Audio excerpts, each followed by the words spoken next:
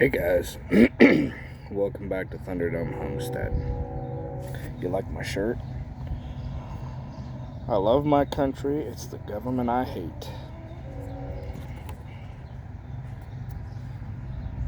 Yeah. So before we get to the topic of today's video, I want to take a moment of silence for all the men and women who have given their lives to protect and serve our great nation. So let's do that right quick.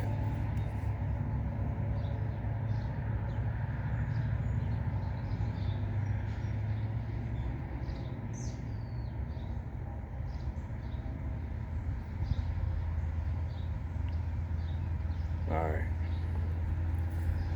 So, today's topic: money. So I'm going to give you guys a little history lesson. In 1971, President Richard Nixon took the US dollar off of what was called the gold standard.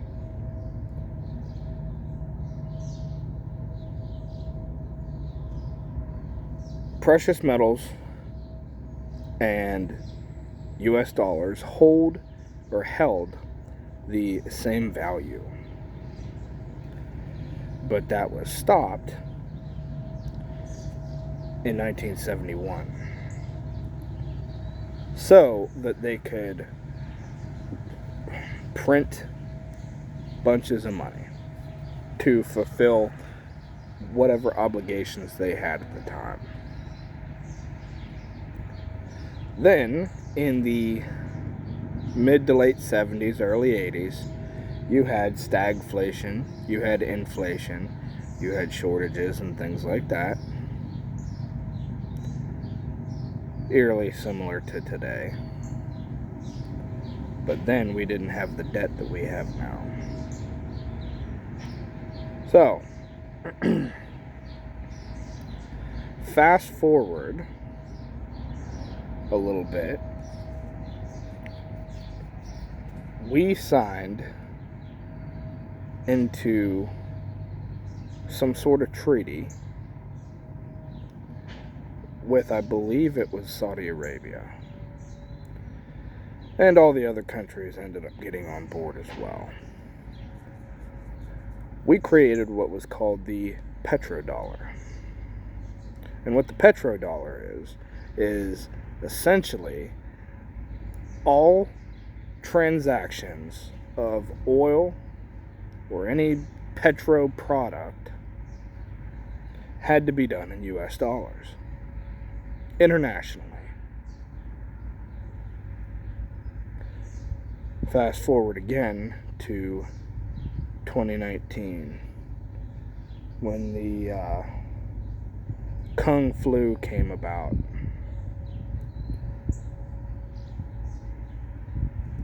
So when the Kung flu came about, they turned them printers on again. And it's gotten to be to the point to where 80%, almost 80% of all of our US dollars in currency in existence were printed in the last 3 years. So let me break this down to where a toddler can understand it. You got 2 baseball cards here. This one is a dime a dozen. They're everywhere. Everybody has it in their little stack or, deck or whatever, and their binder. Everybody's got this one card. Then you have this one. It's extremely rare, and very few people have it. Which one's worth more? This one. Scarcity breeds value. So by turning them printers on and printing more US dollars into existence, what you have is a devaluation of the currency. The more of them there are, the less they're worth. Which, we're experiencing that now, inflation.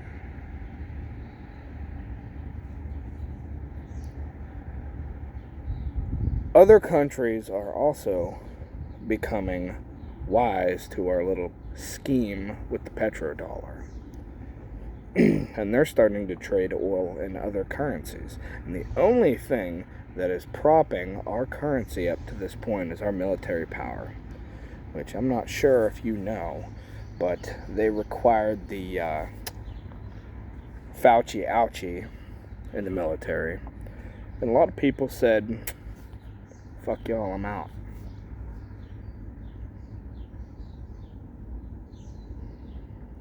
Add into that all of the irreplaceable military hardware that we're just giving and sending overseas. We can't produce that stuff in enough time if we got into some hot global conflict in the next year or two, which that's looking like what's happening. All that stuff is lost to us, especially with the fact that most of the things that we're sending over, which is javelins and stingers and stuff like that, and anti-tank equipment, that stuff requires microchips. Guess what's been in extremely short supply in the last few years? Microchips. They're sending, that you can't even get a new pickup truck or car anymore because they're just sitting there. They're completely built and done. They just are waiting on microchips. But that's a whole other topic. I could dive deep down into that rabbit hole, but I'm not. So, what you've had is that in the last 2 years, we've printed the value of our currency into oblivion. We have, some might argue, created shortages that are being manufactured, which is why you're seeing the inflation you're seeing.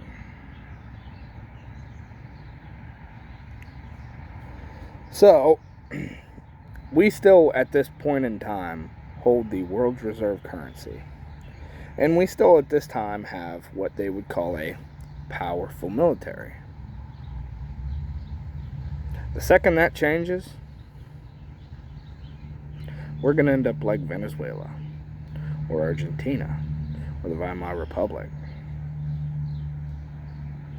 You're going to need a wheelbarrow full of cash to go buy a loaf of bread. The second that we don't have a great military power, or we are perceived to not have a great military power, and all the other countries wise up to the fact that we've just been propping up our currency by just bullying all these other nations that decide, hey, we don't want to play your game anymore. Well, yeah, we're gonna poop in your sandbox now there, guys.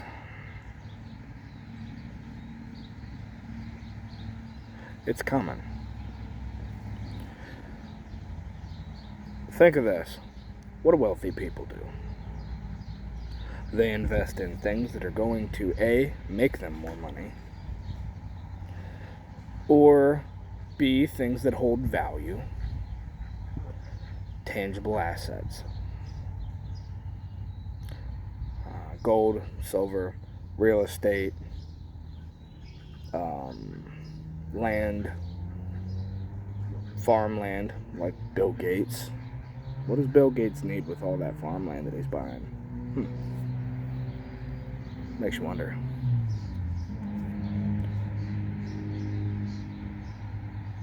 So do what the rich people do.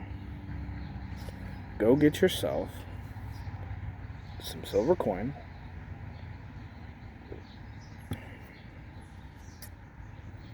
Go get some freedom seeds. You know, your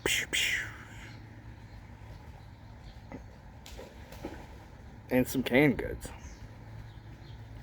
Because this inflation is not going to get any better. It's going to keep getting worse. They're still printing money. They're still printing it. And pretty soon, this US dollar is going to be that run-of-the-mill baseball card.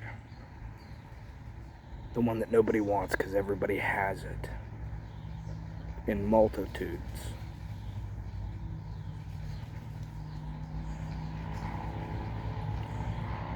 Best way to hedge inflation is tangible assets.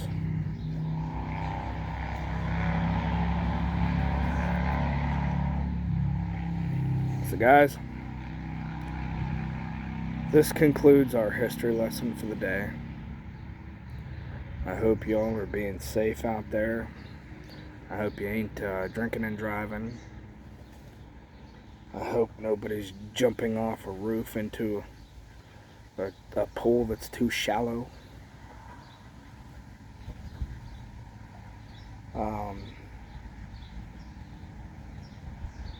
And I hope you all have a good rest of your holiday weekend.